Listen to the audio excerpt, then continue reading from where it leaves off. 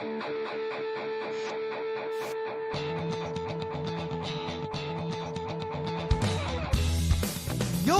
listening to the Let's Go Buffalo podcast, your new favorite podcast for everything Bills and Sabres.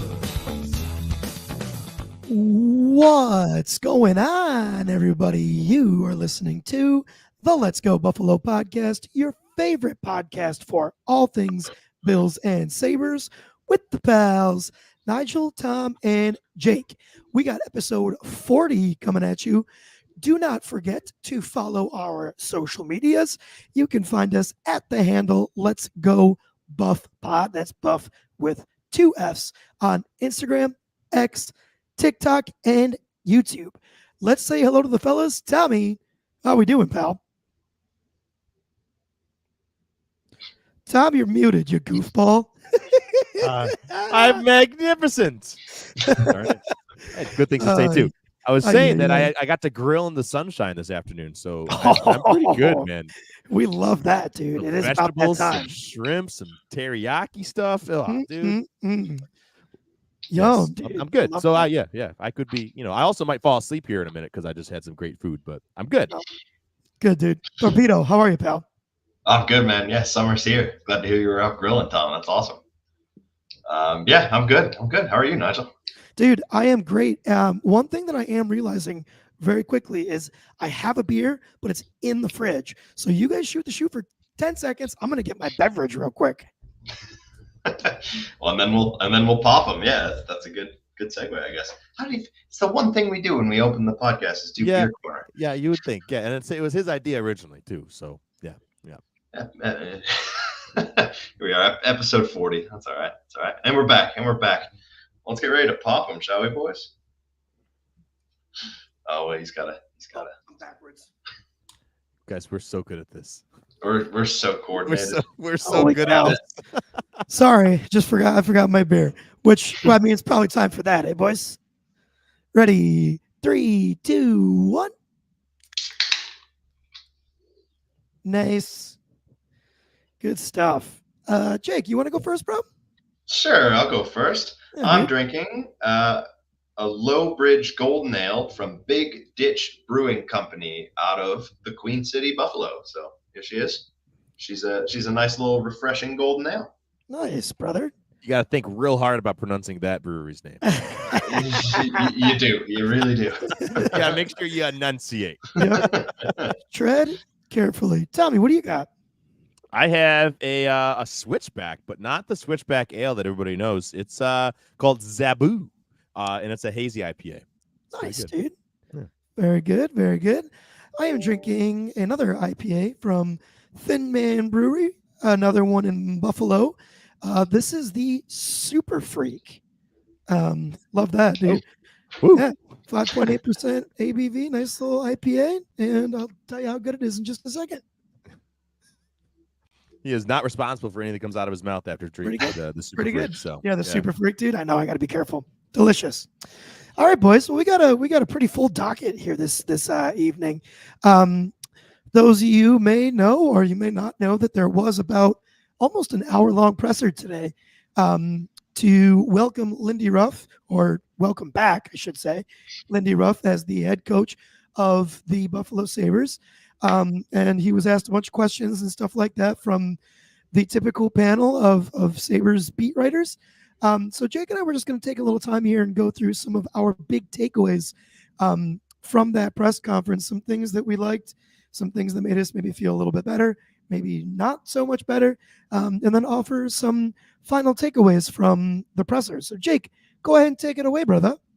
All right. Yeah. Well, we talked yesterday, and I think both of us felt a little uneasy but excited and weren't really sure which way to lean. So hopefully at the end of this conversation we have a little bit more direction. But with that said, I think the press conference, there was a lot of words said, but maybe not a whole lot of substance there. So to start off, I want to talk about Kevin Adams' comments, not Lindy Ruff, and his thoughts on the interview process and how that went. He mentioned, he was asked a question about the process that were asking yesterday. How many people did he actually interview? And we wanted him to do some due diligence and find the right coach. he confirmed that he went through an extensive hiring process that included double-digit candidates, and I was kind of surprised by that claim. And he said he had detailed conversations with people. So to me, those didn't happen this week. This has been coming for a few weeks now, and I was happy to hear that he said that. I also thought it was interesting that Lindy Ruff said he didn't immediately accept the role. He pondered it and wanted to make sure it was a good fit for him too. So I think that made me feel a little bit better that neither side was looking at this as a reunion or a nostalgia play. I do think it's something that is a good fit for both sides a little bit more after watching this interview. And I think the thing that I forgot yesterday that makes me kind of realize that is I forgot that Kevin Adams worked on Lindy Ruff's staff for 4 years, 2 years as an assistant coach. But I think that's big. He if he did interview that many double-digit candidates and he still went to Lindy Ruff, he very easily could have hired another coach, right? But he has a deep understanding of how Lindy Ruff operates from his time working with him, and still thinks that he's the right guy for the job.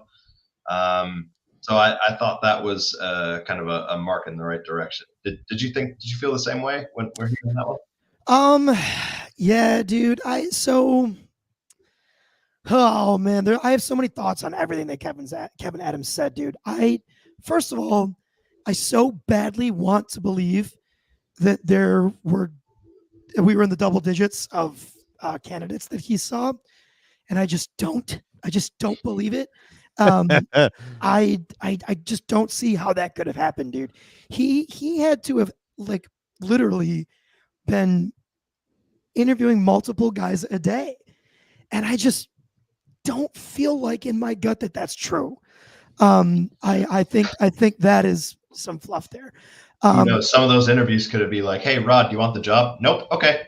Okay. Yeah. Which I guess, like, if he at least took the time to talk to Rod Brindamore, like, I'm okay with that.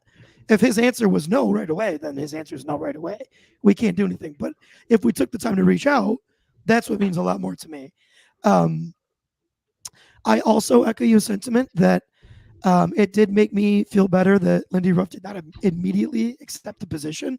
I'm glad that he took time to think about it and make sure that he thought it was something that was important. It does make me a little skeptical that Kevin Adams was an assistant under Lindy Ruff for multiple years. I think that obviously, would be more likely to make him a little bit more biased. But that also could be like, okay, I really know the way this guy ticks, and I think it's going to be exactly what the guys need. So, yeah.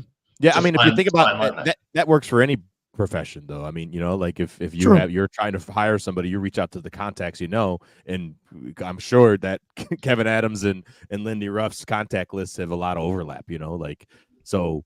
I don't think that's as surprising. I think I kind of agree with Jake that it's probably indicative of Adams being like, okay, I thought he has what it takes to bring this team to the next level. Or it could also say, hey, I know he doesn't have what I think it takes to the next level, and he wouldn't have asked him. Yeah, also it's true. It's such a fine line. Like Nigel could be correct too. Like it's such a fine line. I'm not trying to fence it, but yeah, it's just we don't know what exactly what his thoughts are on working with Lindy Ruff, but clearly he saw something, or else he wouldn't have hired him. So whether or not that's a false, like a false equivalency or not, it remains to be seen. But and we'll never get those details either. We'll always just be wondering.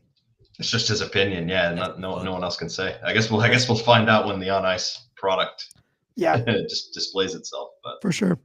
Yeah, keep going there, Jake. Well, yes. Speaking of on ice product, Lindy was asked a lot of questions about New Jersey, his prior coaching experience, and all of those with the kind of scope of looking at the style of play that he wants to bring to this Buffalo Sabres team, because obviously the game has changed since he last coached here.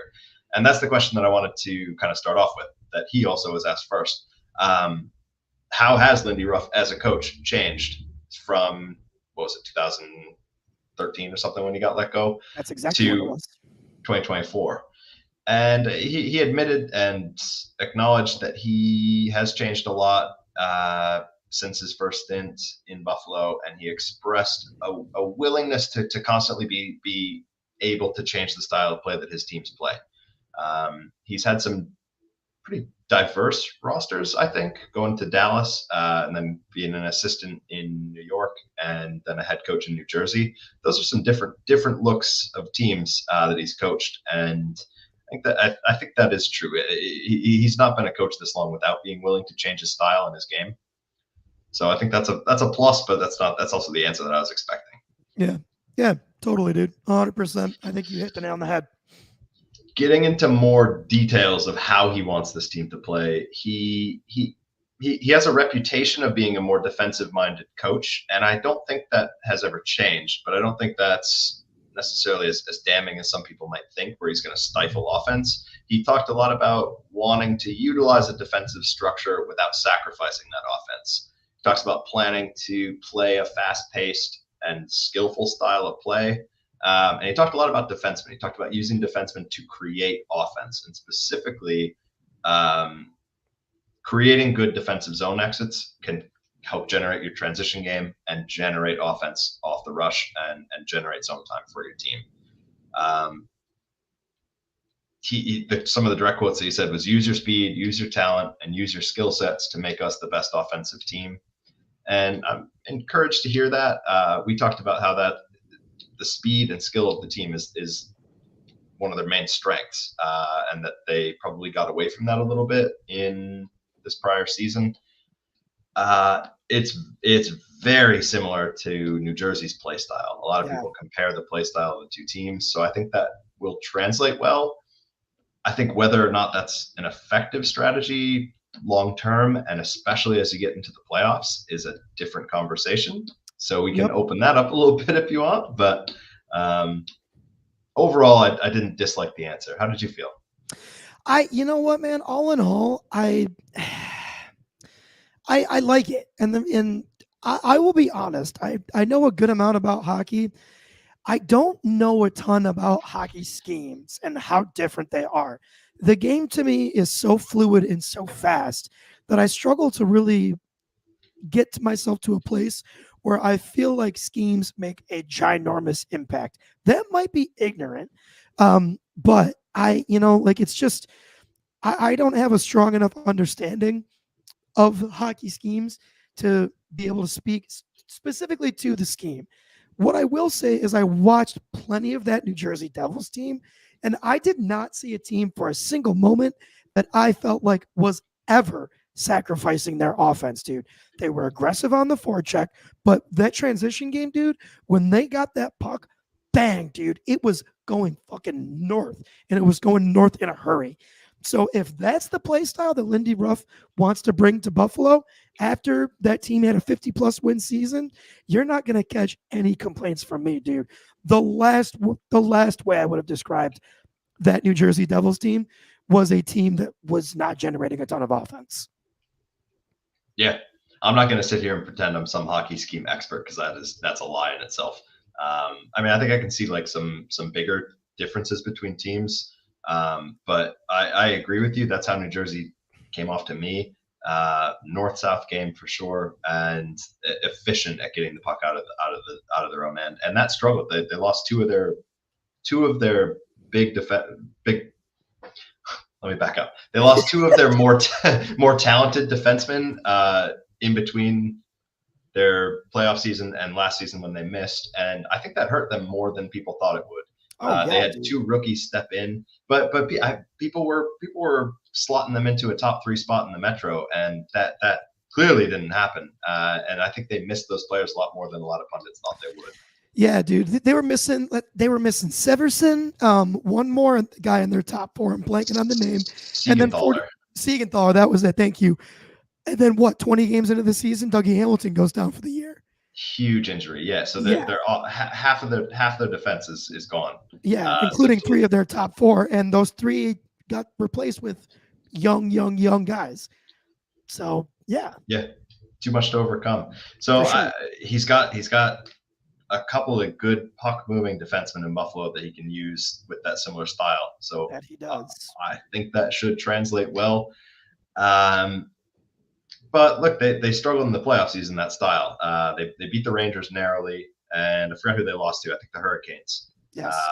but it remains to be seen if that style is effective in the playoffs. Like you see a team like Florida that is more grinding and still effective in transition, whereas New Jersey uses their speed and skill a lot more. We'll see if that translates, but it can. Like I look at Colorado, who employs a similar, very north-south style, but it didn't always work for them. It took some refinement, and they also have one of the best players in the NHL. So yeah, I think that's a tough one there too, because like I think there is something to be said for like you need playoff experience before you can be successful in the playoffs. And that Devils team was just so goddamn young. Honestly, I pegged them to lose to the Rangers. I didn't have them getting out of the first round. So for that team to be as young as they were and get by the Rangers, which was more of a veteran team, I still thought was a pretty impressive feat. I do think, like even with that play style, there's just something to be said for, okay, we've been here and we understand it a little bit more. Like I bet if that Devils team were to get back this year, which they clearly didn't even come close, I bet it would have looked a little bit different. I'm not saying they would have gone and won the cup, but just I think there's a lot to be said for playoff experience in the playoffs. Yeah, fair enough. I agree with that. All right, to keep us moving here, the one last thing I wanted to say on kind of play style and his coaching style is he mentioned that New Jersey was a pretty analytics-heavy front office and wants to lean on that similarly in Buffalo, and that's a big thumbs up from me. How much that actually factors in and how much that translates to on-ice success, again, remains to be seen, but he at least acknowledged it, and he wasn't like some coaches in the league have been, where they're just like, the numbers are numbers. I use my eyes. He at least informs himself on that. For sure.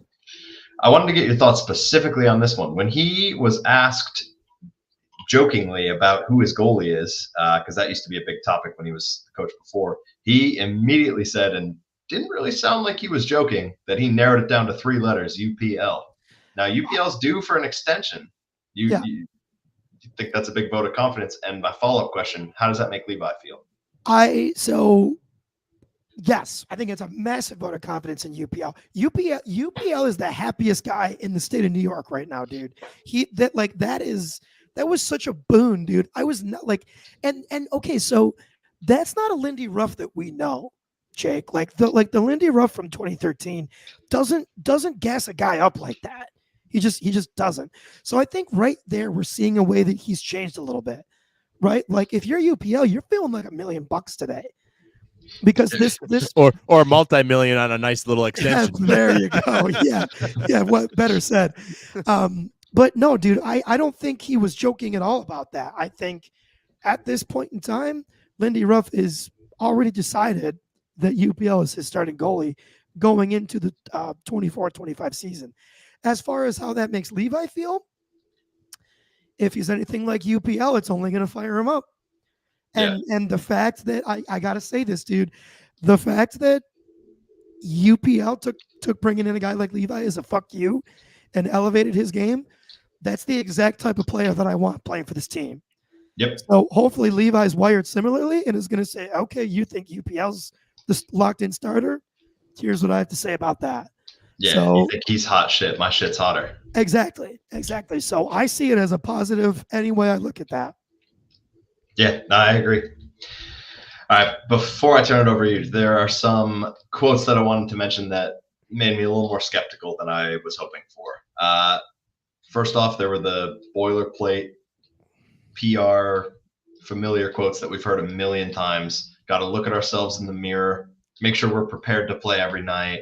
The work begins right now. We got to show up ready to compete at training camp, et cetera, et cetera, et cetera, et cetera.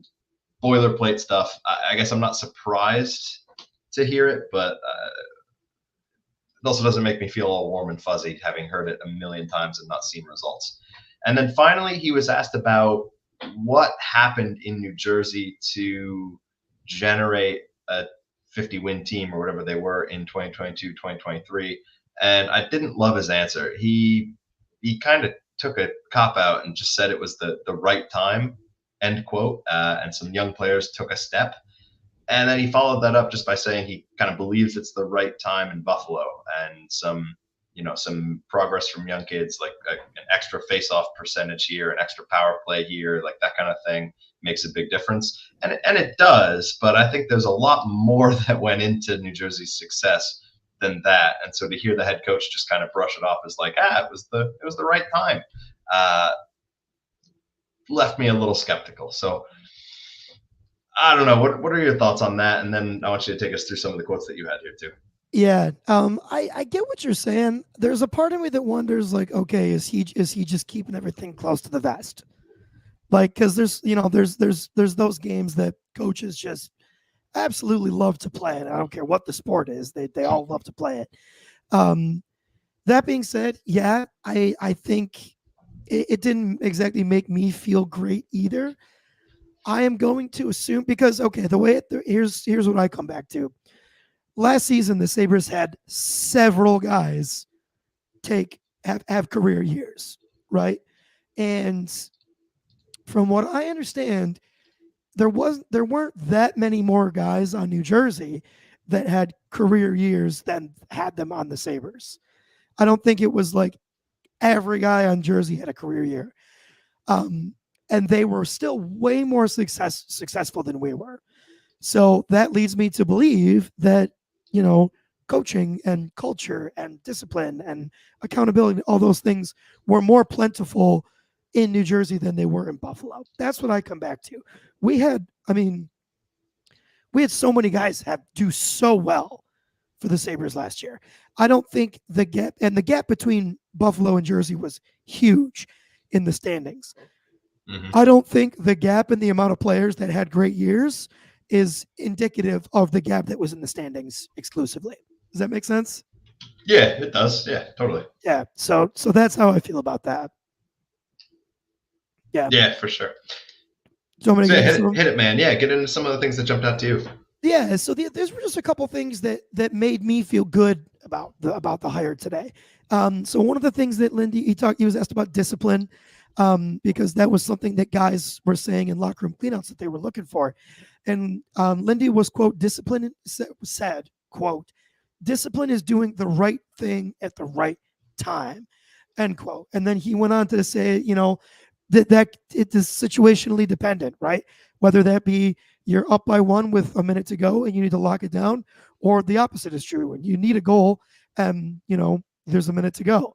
And I think back to some of those teams, dude, and like, I can think of so many times where we were down by 1 goal and it was like almost always Chris Drury. But like there were so many times I remember the last 2 minutes of the game, we got that tying goal, dude. So like I think I can see a little bit of proof in the pudding with what he's saying there. And then I really liked this one, his thoughts on accountability. And he said all of these things at one point or another, but I am paraphrasing. None of this is an exact quote. So on accountability, he said it starts with each individual guy holding themselves accountable, asking themselves the question, did I do everything I could have done to help this team win? Right? So that's thing number one, which I already don't think, like, okay, you can't convince me that if Jeff Skinner looks in the mirror and asks himself that question, that answer is yes. I just don't believe that's true. The second level of that accountability is players holding one another accountable. And that to me is like the peak. That's the pinnacle, right? When somebody is, lax on a back check, I want Darlene to grab that guy by the jersey and be like, hey man, that wasn't it. When your guys are holding one another accountable, that's huge. Asking themselves the question, right? Or asking one another the question. That play wasn't good enough. I needed you to be here. I needed you on the wall there. I needed you to block that kind of a shot for me. Lindy said that stuff is an absolute game changer, which makes perfect sense to me. And again, something that I really, really, really felt like was missing from the team this year. And then finally, he was asked about the coaching staff. He did say he was looking to add. He didn't say he was looking to get rid of anybody. He sat down with the coaching staff that's there currently, spoke with them today. Sounds like they sat down for at least a little while just to chat about the season. But nothing came out as far as I saw about firing Wilford or Ellis or any guys that are still there. But he did say he's still looking to add. And from what I can count, there's only one position to hire for, which would lead me to think that there's probably some firings that are coming. Any of that stuff you want to touch on, Jake? Maybe, or if not firing, he's done some quiet firings, like, hey, Matty Ellis, you're player development now, not exactly. assistant coach. Exactly. No, I think you hit the nail on the head. I wonder if the players themselves would be more vocal with each other. It kind of started with locker cleanout. That was the first time I saw quotes from players. I think it was Tage Thompson and a few others saying things like, if you weren't playing your best, you probably didn't deserve those minutes. You probably didn't deserve to play. So kind of indirectly calling out some players that no names were named to the media. I wonder how much of that happens in the room behind closed doors, and if that will increase under Ruff. But I thought that was telling. I don't usually see quotes like that out of any organization. So yeah, I wonder who they're talking about, but I think we could hazard some guesses.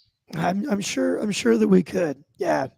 Shoot, there was just something you said that I wanted to touch on, and I just totally forgot. So I guess we will let that go. Jake, culminating thoughts from the podcast. How you're feeling? You want to go? Or you want me to go first? I'll go first, but I want to hear your thoughts too. I guess overall, it didn't really make me. Some ththings made me happier. Some things made me more skeptical. So I kind of meet in the middle.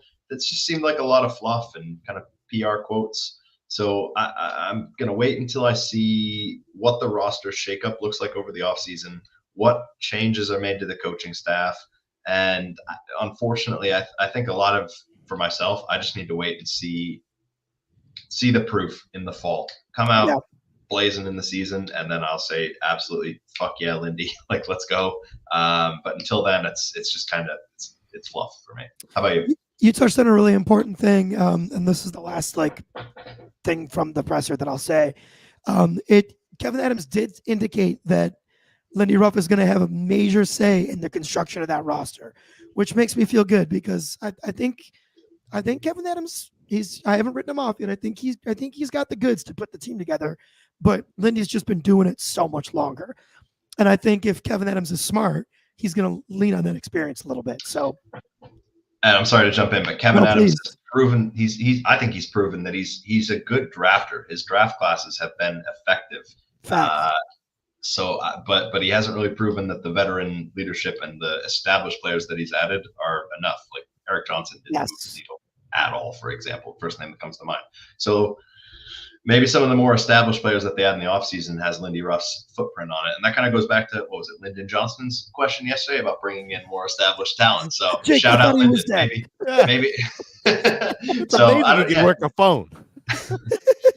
We'll see. But yeah, that's could be where he puts his thumbprint on the organization. Yeah, for sure. As far as my thoughts, I actually did feel better after listening to that.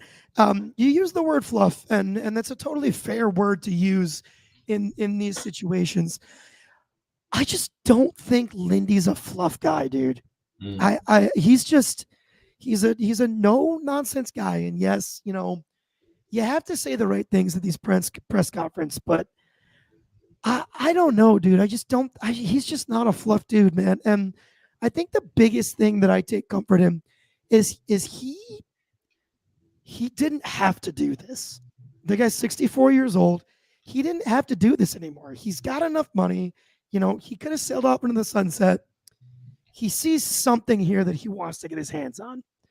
And that makes me feel good. And the other thing that makes me feel good, dude, and you can't convince me otherwise unless he were to come out and say it himself. But the Buffalo Sabres are personal for Lindy Ruff. He was drafted by this team. He played for this team for forever. He was a captain of this team, and he coached this team for, what was it, 16 years? Yeah, during some of the best years of the franchise's history. Absolutely. And he said it today in his presser. He didn't get it done as a player. He didn't get it done as a coach. He feels like there's a reason that he's getting another crack at it. And unfinished business. Yeah. You can't convince me that the Buffalo Sabres aren't personal for Lindy Ruff. I think you're going to get his absolute best effort. No two ways about it. And I don't know, man. You guys know me. I'm pretty fucking spurned at this point. I've just got a feeling. I've got a feeling it's going to be good. He said himself that he's a better coach now than he was when he got fired. He's learned so much about the game. He's learned to lean on other coaches to learn and ask questions when he doesn't know. His ego's been removed, it sounds like, in a lot of ways. I don't know, man. I got a good feeling. I got a good feeling. It's infectious. You're making me have a good feeling. You heard it here first. Nigel and Jake are ready to be heard again in true Sabres fashion. Yeah, dude. I am ready to be heard again for sure. We'll have an SOS channel like on, for watching you guys all off season. I'll be leading it, so don't worry, folks. Tune in with me for all updates on these two. All right, Tom. Do you have any questions or comments about any of the things that Jake and I said? No. I guess I have one comment that just kind of what you said at the end there of like the guy. He clearly didn't have to come back for this, and before he came back to Buffalo now. Would you say he would go down as one of the most influential players and coaches in Buffalo franchise history? Oh, I would say he's got to be number one. Before he even starts, so he has an opportunity to kind of put a little smirch on that, right? To put a little of, oh, why the heck did this guy come back and and go down this way? Totally. So I think right, his legacy in Buffalo, I think has some stakes too.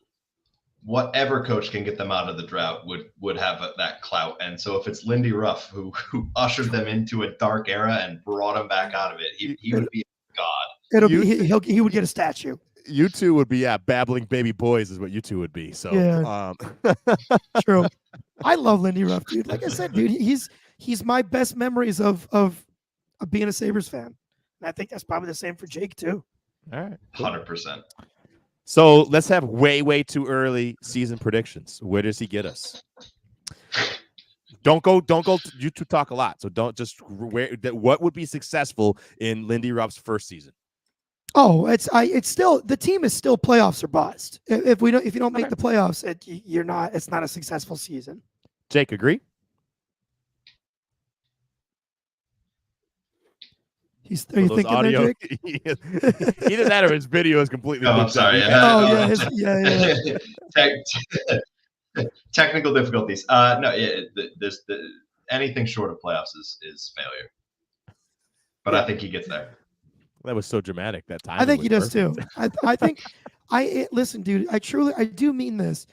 The Sabres are going to get that structure and that accountability they're craving for with this guy, and I think they are that away from making the playoffs. So, all right. Should we get into some Buffalo Bills chat here, fellas? I would. Yeah, let's do it. All righty. So, this is going to be our last full podcast before the draft Thursday night. And what's happening on Thursday night, Nigel? I was just going to ask you the same thing, Tom. Tom and I are going to be having the first annual 2024 first round draft hangtacular for the Let's Go Buffalo podcast. So we are just going to be getting together. We're kind of going with the slogan, don't come for the analysis, stay for the hang, baby. We're just going to be hanging out, shooting the shoot. We'll have some beers. We're going to bring some guests on. Some other intelligent football fans will just be coming to give their take on what the Bills should do, their take on what other teams have done. So it should be a great You can win night. some swag. Yeah, we're going to be doing some giveaways for stickers and stuff like that. We're going to do some trivia. So definitely come through and hang out with us. Again, it's not going to be like hours and hours of analysis. Tom and I are going to drink some beers. We're going to bring our friends on, and we're going to watch the first round of the draft together. So come and hang out with us. You can hear our live thoughts on everything. The first round of the draft is so much fun, dude. It's such a great hang. We're going to start it at 8 p.m. We're going to be live on X and YouTube. And it'll go for several hours, dude. We won't pick until close to midnight. So we're here for the long haul, folks. So for sure, come on in, interact. Yeah, totally. And Nigel's 100% correct. The first round of the draft is always really fun, especially because it's like, okay, we're turning the page. Next season, here we come. There's so much hope in the draft. It's so much fun because these are just names. These players haven't done anything in the NFL yet, and it's so much fun to be like, oh, man, what do we got? What do we got here? And to be honest, in particular, this draft, this first round, I think is going to be really exciting because the prospects are all really wonderful and really spectacular. And I think there's a lot of teams that there could be some movement. There could be some fireworks happening on Thursday night. Totally, dude. Absolutely. So Tom, the rest of the way for the pod, we're going to talk about a couple different things, but we're also going to do a couple mock drafts that we will stream right here to the page. So before we get into the mock drafts, Tom, do you have our document that has where we discuss our top needs? Sure do. Sweet. So, and these are according to us as the Let's Go Buffalo podcast members. So for those of you that are not looking on YouTube when you're just listening on Spotify or Apple Music or whatever, from most important to least important, in our opinion. At the top of the list, we have a tie for wide receiver and defensive tackle. In second place, it is defensive end. And then below that, cornerback, below that, safety, and below that, running back 3. Tom, do you feel good about all of these orders still? I do, but I think there's something missing.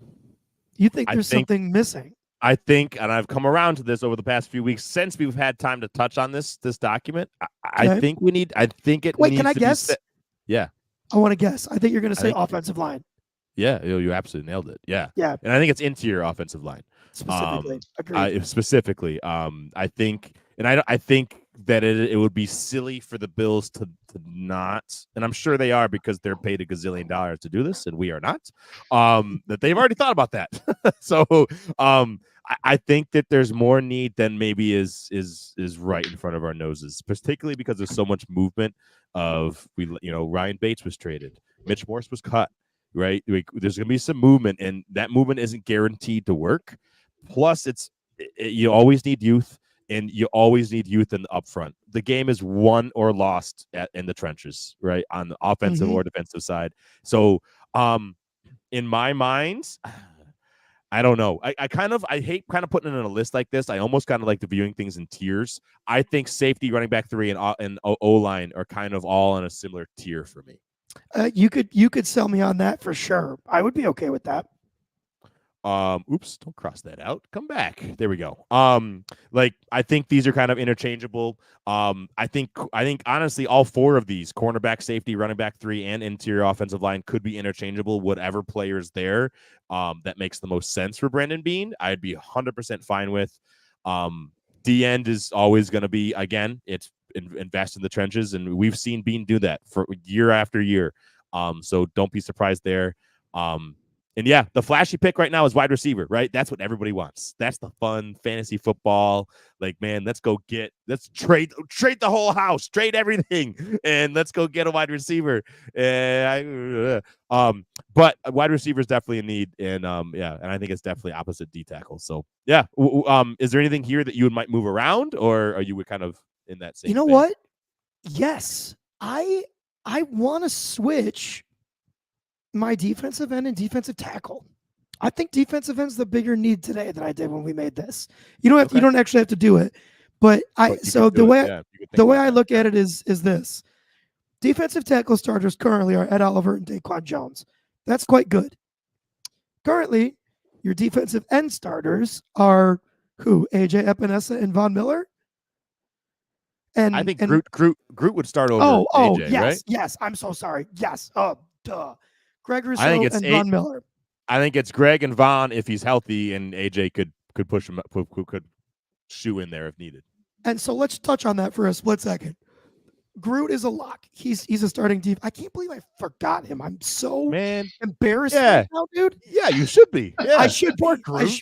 I deserve a punishment of some kind. Cheers to Groot, huh? How about that? Thanks, Groot. Sorry, buddy. He's a locked-in starter. You don't know what you're getting with Von Miller. He's a wild card at this point. And then, I don't know, dude. I don't think AJ Epinesa is a starting caliber defensive end. I think he's outstanding depth. So the potential for impact at the defensive end position, I think, is greater than at the defensive tackle because Ed Oliver is going to play a lot of those snaps. And now we have more depth at defensive tackle as well, too. Since the last time we talked, Austin Johnson and Deshaun Williams were both signed, who are not starter level. They're not gonna, dethrone Ed or Daquan, but they're good depth. They're good. They're up there. Honestly, they might be an improvement over Jordan Phillips and Tim Settle. I think it's 100% improvement. So I agree with you that the D-tackle room is improved. So I would swap those personally. I leave them in the same tier. I think next year we gotta drop the whole list and we gotta go with tiers of positional needs. Why don't you highlight the tiers you're thinking right now, bro? All right, dude. We can do it live, right? So yeah, we can. Let's take that beautiful logo designed by our friend Lisa and move it over. We got to see Lisa just this past weekend. Tom had a beautiful baby shower this past weekend. It was awesome. Very excited. You know what? I don't think it's actually been publicly said. I am very on the podcast. I'm very excited to. Have we not? No, we have not. No. Oh my God. My wife and I are a few weeks away from welcoming our beautiful baby into this world, and we're super excited. And everything has been great so far, and we are just over the moon excited about everything going on. But Nigel's right. We had a fun kind of baby shower this past weekend out in Rochester with family and friends, and it was awesome. And it's so good just kind of get everybody ready and all that love that can be shared for this baby who's on her way. So I'm very excited. Dude. And the three of us were in the same room, which was fun. Was very fun. It was a blast. Like that, all it took was a baby for us to not talk about Buffalo sports while we were in the same room together. Yeah, but not for long, right? Because the baby got a bunch of Bills onesies, so I naturally, we'll talk about it. As she should have, absolutely. All right. Yeah. So I live in New England, folks, and my wife is. Well, we have received many generous gifts, which was awesome, and a lot of the sports things have been all New England based. And boy, oh boy, did I know that my Rochester and Buffalo people were going to show up for me. And boy, did they! Boy, did they! All right, tier 1. Well, wide receiver, D tackle, D end. Tier 2. What would you put in tier 2? I actually at this point would put D tackle in tier 2. In tier 2? Yeah, okay. I'm fine with that. I could be convinced otherwise, but and then the rest everything of those else could be tier 3. Yeah. RB3 interior offensive line. All right, perfect. Cool. Look at this. So now, folks, for those listening along audio style, we are tier 1 includes wide receiver and defensive end. Tier 2 needs include defensive tackle, and then tier 3 needs include cornerback, safety, running back 3, and interior offensive line. There's a few positions, to be honest, that I'll be like, honestly, like I hope we don't invest much draft capital at all in, and that includes quarterback and tight end. I really don't think we need too much draft capital spent there. Because I just don't see the impact on this roster, and then they're going to the practice squad, and what are we doing? Lose them. We're going to lose it, right? That's what we've done, right? So I'd be positions that are not here, linebacker. I don't think that's a huge need, but I wouldn't be upset if we make an investment. Mm-hmm. Specialist, I think would be kind of silly, but I might understand. But I think it'd be kind of silly. Fullback, we got Reggie Gilliam, best in the game. I think we're good, right? So, like, I think if we touched on cornerback, tight end, or a specialist or fullback kind of thing, I think it'd be kind of goofy. But I don't think we will. You can sign a guy to be a fullback off the street of Buffalo. So yeah. You don't have to. So I love the shoveler roster. Yeah, exactly. All right, boys. I like this. Before we get into some mock drafts, let's just take everyone's temperature on what we're thinking in terms of at this point. And this can be, I guess, clarified before you say your piece, but predictively or what you would do right at this point. What's your draft strategy for the first round? Are you looking to trade up for something, trade into the top 10 for Aroma, Dunze, Malik Neighbors, Marvin Harrison Jr.? Are you staying pat at pick 28, or are you looking to trade back? Anybody dying to go first? I'll go first so you guys don't take what I'm going to say. There you go, Jay. Yeah. In general, so it seems like for them to get a real impact, high octane wide receiver, they'd have to trade up quite far into the first round. Correct. And just for me, for general drafting opinion, I think you often have to overpay to move up that far. If you're going to move up 4 or 5 picks or whatever to get your guy that's still there, I'm okay with that. I don't really like the opinion of moving up 20 spots to get somebody. I think you're overpaying. I'm more of a quantity over quality when it comes to the draft. So that's my 2 cents. What do you guys think? Totally. I think, I think you crushed it there, Jake.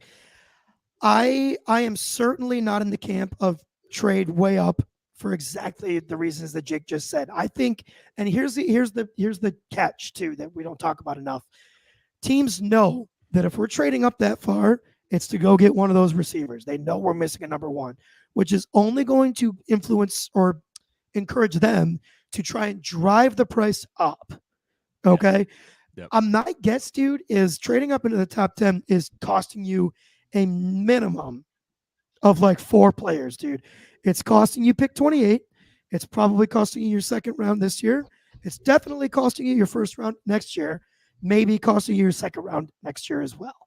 So, like, that to me, dude, like, and for how well Brandon Beane drafts, I know he's got his misses, but I think the more darts, and Jake just said this, the more darts you have for a guy like Brandon Beane, the better. The only time you do that is if you need a quarterback. 100%. The only time you need that, if you need a franchise quarterback, that's when you invest that kind of ammunition to go do that. And boy, oh boy, do we have Josh Allen. So no, thank you. Yeah. I think, one more thing for me. I want to pick at 28, dude. I think there's a chance the board is going to fall nice for us at 28. I do. I think there's a really good chance. And here's the thing that people are going to hate. And Bills Mafia is going to have an aneurysm if we don't pick a receiver in the first round. But I don't want to pick a receiver at 28, dude. I'm sorry. The value isn't there for me. Yeah. I am out on Brian Thomas Jr. He's the consensus number 4 for across the league. If I'm drafting a wide receiver in the first round, it's somebody that I want to be the number 1 within 2 to 3 years, right? At the latest. Yep. Mm-hmm. Ideally next year. I need to know now before I draft that man that they can win at all 3 levels of the field. And I only have tape that BTR can win deep. I have little to no tape that he can win in the short and intermediate areas in the field. And a number 1 wide receiver in the NFL has to be able to win with separation, not just contested catches at all 3 positions, in my opinion. So for me, I'm out on Brian Thomas Jr., and I know the caliber of wide receiver you can get if you trade back 8 spots. It's not that different. So I am stick and pick at 28. If one of those really great defensive players falls to you, Chop Robinson, Johnny Newton, Cooper DeJean, Byron Murphy. And if those guys aren't there, you move back. That's where I'm at. Tom? I like it. I agree. I'm not team trade all the way up. If it happens and man, we do it, boy, it'll be fun, but I will be squeezing my butt to try and hope and pray that it hits, right? That you are putting every chip in that basket to make it work, right? Yes. Like it has to work there. And if it doesn't, then it's a complete disaster. Dude, I'm honestly getting closer and closer to being like, this trade back, baby. Let's get 3 or 4 picks in the top 100 and trade into the, mid 30s, go get another second round, third round pick and take another couple dart throws. But there's some good players there at first round. There's going to be some good players because there is a whole slew. We know quarterbacks are being taken, right? There's so many quarterback needy teams that, man, so we know the top 3 are going to be taken, are absolutely going to be quarterbacks. 1, 2, 3, I can guarantee will be quarterbacks. And then there's a good chance that there's teams trading back into the first to come get a quarterback, which maybe puts us in a good point where just like, hey, we know that we can that it's going to be expensive for us to get up into the top 10. Can we drive up the price for them to come in and come grab 28 from us? I don't know. Bean's got to work his magic, so could be. And we know wide receivers are really heavy. Like we know offensive tackles. There's going to be a gazillion of those. There's lots of tackle needy teams. Like, I don't know, man. I don't know. It could all of a sudden and we have the pick of the litter at 28. And at the positions that we need, because we don't need tackle. We don't need quarterback. We need wide receiver. But maybe you're right that the value isn't there. I don't know. Man, that's why I'm excited. That's where we got to come to the Hangathon. That's Hangtacular. Also Hangathon. The Hangtacular-a-thon. Yeah, dude. All right. Should we get into a couple mock Yeah, drafts? We'll do yeah, like 2 that'll or help 3 of kind of these, and visual. then These are just thought processes, right? Yeah. These are thought problems, just a good way of like, hey, this is what could happen. It's also a bad way to think about, oh, this is what will happen. So yes. please, anybody who's viewing our mock drafts or anybody else's, these are absolutely not going to be anywhere close to what happens on Thursday. So not indicative whatsoever. The draft, the draft is the wild west, dude. Like, you just absolutely never know what's going to happen. I mean, the year that Josh got drafted, if you had told me Baker was going to go first, dude, I would have told you were on crazy drugs. So, dude, like, you just absolutely never know. Okay, folks, we are only going to do 4 rounds. We are going to pick as the Bills. And I had this to go fast. I think we said that we're not going to do trades right now, or are we thinking about it maybe, boys? Let's keep it on. Let's keep it on. All right. So we'll say, yeah, we'll leave it on for right now. So enter solo draft. All right, and it is going to move quick. You're probably not going to be able to keep up with what happens here. No, I'm a speed reader. I can read them all. You can read them all. All right, so we do have a couple trade offers here. I'm thinking maybe for these first 2 go rounds, we don't take any of these, but I agree. This is one that is very possible. This one is super possible. Washington is picking number 2, and they're most likely grabbing a quarterback. And they have a ton of other needs, and they have a ton of draft capital. So I think, honestly, Washington is a trade partner I think we should be looking out for on Thursday night. Washington is also rumored to want to trade back into the first round. So this is super plausible. Now, for right now, let's say no, only because I'm looking over here, and I'm seeing 2 guys that I can't let go at 28. So I'm going to reject everything here. Washington made us 2 offers. That's crazy. Okay, so here we've got Johnny Newton, Cooper DeJean. Folks, look me in my eyeballs right now. It is not a world that we live in where both of these guys are on the board at 28. It's not going to happen. And I'm saying that now, and you watch, they're both going to be there at 28. And you're gonna have to watch one fly by. Exactly. Like, I'm looking at picks that just happened. Like, Kool-Aid McKinstry is not going over these 2 guys. I really don't think so. I would sprint to the podium for either of these picks, Johnny Newton or Cooper DeJean. Yeah. My pick here would be Johnny Newton, only because defensive tackle is a position that impacts every single play that they are on the field, right? Or every single play, period, right? Safety, not so much. If it's a run yard or if it's a run for 2 yards, you probably didn't do anything as a safety, right? You had no impact on that play. So for me, this is a easy home run sprint to the podium pick of Johnny Newton. How do you guys feel? Man, sign me up. Every 10 out of 10. 10 out of 10. And you're right. Well, we might be go ahead, keep going. Yep. We're taking him there. All right, so we're getting to 60. We're of course gonna have a couple trades here. I would say for right now, let's ignore. Let's ignore him. Yep, ignore him. Yep. Because so next I'm thinking here, if we go defensive tackle or defensive line, period, probably gonna want to go start thinking about that wide receiver. I want to peek at who's a defensive tackle and edge. Okay. This is a guy, either of these guys, I would take here. Yep. So Michael Hall Jr. Thank you. I forgot. Not everyone's looking at us. Actually, there's 3 here. Michael Hall Jr., Chris Jenkins, Braden Fiske. All of these here would be sick defensive tackle picks. We're not going to take a defensive tackle because we just did, but these would be awesome picks here. Let's peek at edge real quick. Okay. So the names I'm seeing here, Darius Robinson, Adisa Isaac, Braylon Trice, Brandon Dorless. I'm not loving the value here at defensive end. So my thought here is definitely let's go to wide receiver. And this is where we are gonna start to walk into some really great value. Okay. Roman Wilson at pick 60 would be awesome. Good. He just a lot of those things that we're looking for. Can win at all 3 levels, ability to separate, just good value for the pick where you're reaching for a wide receiver at pick 28. Either you guys have thoughts? No, other than I think that's another tier down from some of the players that maybe we could have gotten at 28. Thinking the Adonai Mitchells, the Xavier Worthies, the Leggett's of the world, right? Yeah. Like I think this is another tier down, and it's because we took D tackle in round 1. Mm-hmm. Yeah, I think you're correct, Tom. I don't disagree with you there.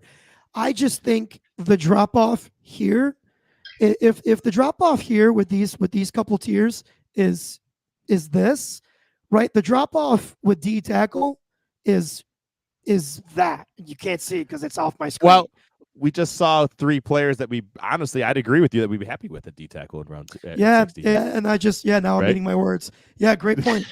I would still, I think we go Roman Wilson. I think Roman Wilson is the pick because I think we'd get even more sad about wide receiver as we go down, without getting one of these players. But I don't know. It's always an opportunity cost, right? Let's go Roman Wilson here. Let's go Roman Wilson. Yep, that's. I mean, dude, let's if this draft goes, Newton, Roman Wilson, like I'm thrilled on the first 2 rounds. Yeah. So yes, I completely agree. So, dude, so Malik Washington, Javon Baker, both here on the board at pick 128. Yep. I would be stoked on either of those guys. But we just took a wide receiver. Let's go look at. Actually, let's go to all first and just see who's on the board here. Mm-hmm. I like it. So as I'm looking at some of these names, I'm seeing Leonard Taylor III, Bucky Irving, Jaden Hicks, Jared Wiley, and Tanner Bortolini. Of all of these picks, honestly, I would say Jaden Hicks at safety is my favorite. I personally don't love Leonard Taylor. I don't love the way he uses his hands. I think he's not heavy-handed enough, and I think his pass rushing moves are a little bit limited. I would go Jaden Hicks here at safety, but let's just peek around a little bit at the board. Look at the D tackle. We have Leonard Taylor there. Mekhi Wingo I like more than Leonard Taylor personally. Let's peek at edge. Okay, so for me, this is my pick here. Javon Solomon, edge out of Troy. I really, really like Javon Solomon. According to Pro Football Network, which is the board that we're using here, we're reaching a little bit at pick 128. He's ranked as their number 138 player. But for me, given the fact that we have now taken a defensive tackle and a wide receiver, I'm looking to fill that edge spot. Javon Solomon is a name I really like here. Let's do it. Let's do it. All right. So Javon Solomon, you are the next Buffalo Bill. And now at this point, I think we can probably go to all because we kind of just picked. And now we're getting into a world where honestly, Leonard Taylor is just good value at this point, right? We're at pick 133. He's at 99. That's, at some point, that's just solid value there. As I scroll down. Malik Washington's still there. Still there. Yep. And I don't. So, what are your thoughts on the double dip at wide receiver, like a first or a second, and then a fourth or a fifth? Like, I love it. Honestly, let's fill the cupboards, man. Right? Yeah. Like, go get. I think if we leave with 2, I mean, heck, 3 wide receivers. I think 2 needs to be the minimum wide receivers that Brandon Beane leaves this draft with. Yeah, I'd be happy with Brandon Coleman here too, if I'm being honest. If we wanted to shore up some offensive line depth, but I think this is an even better pick. So we'll go with that, and that's gonna be the end of it there for us. Cool. So for this round, we went number 28. We got Johnny Newton. Pick 60, we got Roman Wilson. Pick 128, we got Javon Solomon, edge out of Troy, and then 133, we got Malik Washington, the wide receiver out of Virginia. I'd be thrilled if these were our first 4 picks. Yeah. Boys, we're at 58 minutes. Do we want to fly through another one real quick, or do we want to do one more. Get the people out of here and remind them? Let's just do one. Let's do one more. Do one more? Yeah. Cool. All right. Restart this real quick. And sorry, my computer has been telling me nonstop that it just doesn't have enough RAM to do anything. So, hey man, there's that. My body tells me the same thing. So, all right, we're jumping in here. Let's see the way the board falls to us this time. And there they go.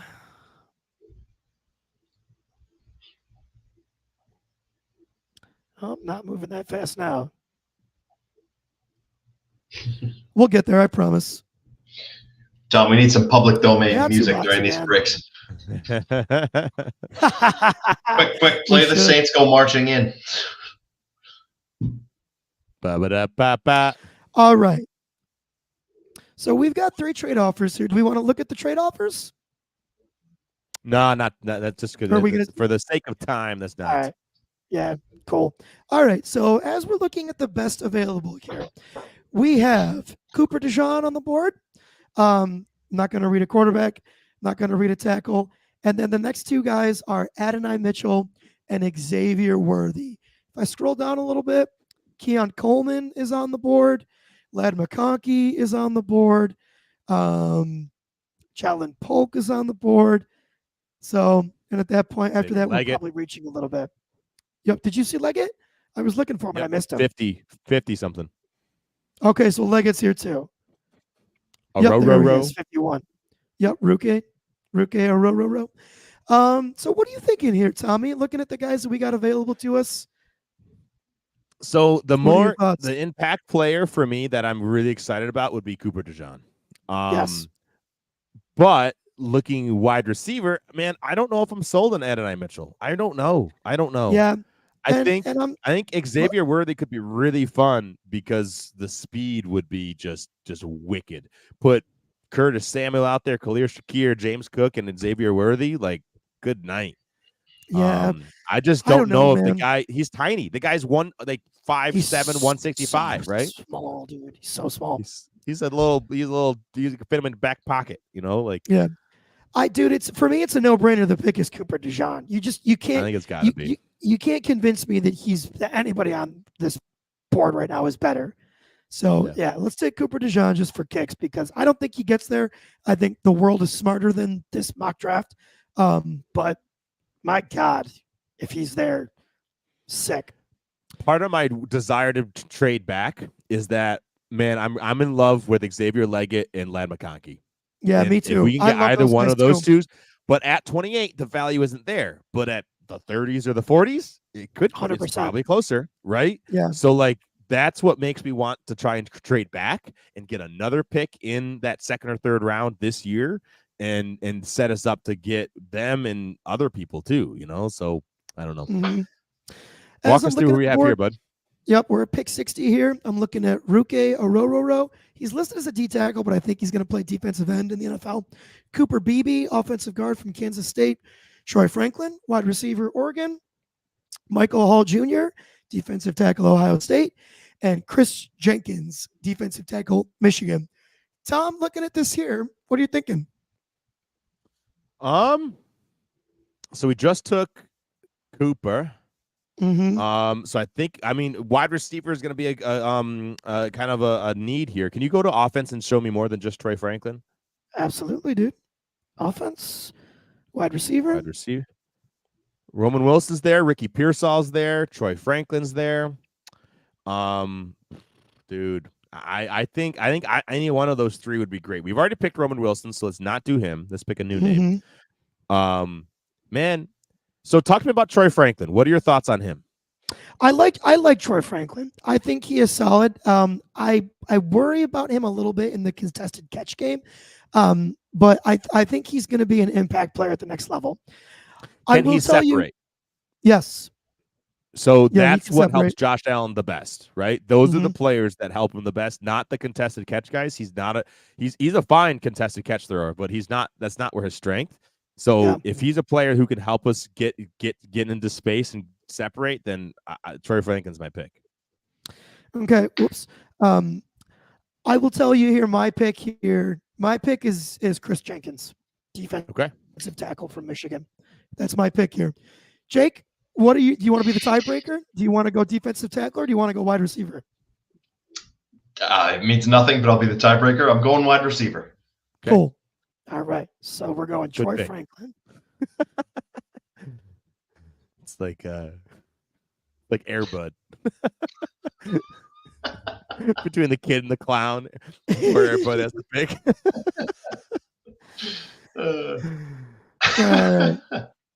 You're on wide receiver still, so if you want to go back out to all, and you'll see. Yeah, I'll go out to all here.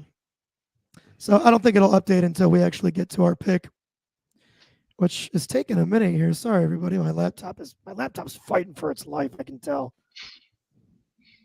Life support. We'll get there. Yep. Got it a little ways back. It's a little old now, We do what we can. All right, we're into round 4. We're picking at 128. We're at pick 104 right now. Pick 114. And here we are. Okay, so, I don't like our alls here.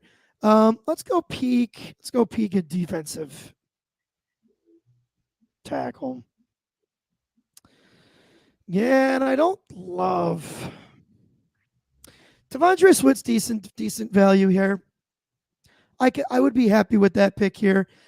So we're with pick 128. And as far as defensive tackles, I'm seeing Devondre Sweat, Tyler Davis, Jordan Jefferson, Keith Randolph Jr. Devondre Sweat would be my pick there. Javon Solomon's still here at pick 130 or on the board. I like him a lot, but I guess that would be my pick here. We've gone defensive tackle and wide receiver. I would go Javon Solomon again, but we did already take him. If that's the player that we really like, let's do it. Let's do it. Yeah, just for time's sake. Let's do him. Yeah, that's what I like here. Okay.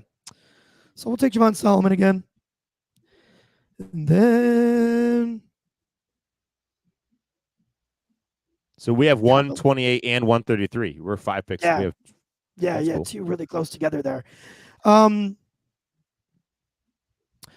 For going with a different pick, Malik Washington is there still. We're pick 133. He's there. As I'm looking through this here, I think a Dylan Laube pick could be really fun here. I like him a lot. He would be a good compliment to James Cook, in my opinion. But yeah, the smart pick legitimately would be Malik Washington again. But let's go Dylan Laube. What do you think, Tom? Sure, why not? Sure, why not? All right, and that'll finish this out here.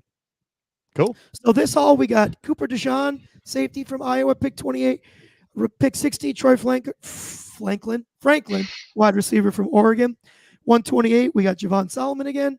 And pick 133, we got Dylan Laube, running back out of New Hampshire.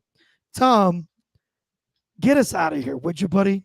All right, folks. Hey, this is it.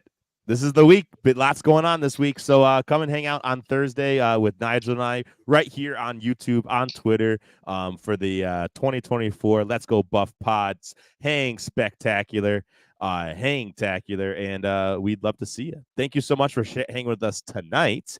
And please give us a share on all the socials, on Instagram, on Twitter, on YouTube. We'd really appreciate it, and it really does help us out. So thank you. We appreciate that. These are my buddies. That's Nigel. That's Jake. My name is Tom, and you're listening to the Let's Go Buffalo podcast. We're sending you love wherever you are. Go Bills, go Sabres.